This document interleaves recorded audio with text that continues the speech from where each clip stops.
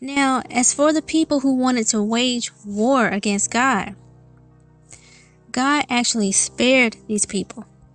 He had mercy on them and allowed them to continue living on the earth. And he did that because he appreciated the fact that even though they set themselves against him, they had love for one another, and they lived in total peace and harmony with each other. And because of that, God allowed them to continue living on the earth. He allowed them to go off and to explore and to build civilizations for themselves elsewhere. God did not have mercy on the people of the flood because they had hatred in their hearts for each other. So God got rid of them. Not one was spared, unless you count Noah and his family. Now, as for the people who wanted to set their idols up in heaven and to worship them in heaven, God punished them, and they were punished severely. The book of Enoch says that they were turned into phantoms and apes. Now, I have wondered about what that means. Okay, I know what a phantom is. A phantom is a type of apparition, right? It can be a ghost.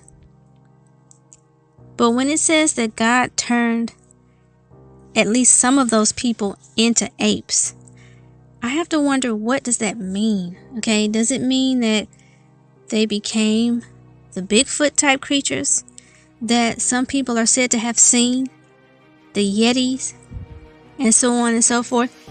Did they become like that? Because that creature, the Bigfoot type creature, has been described as having ape-like features. Or does it mean that God turned them into, gorillas and chimpanzees and bonobos and so on and so forth? Were they turned into those types of creatures?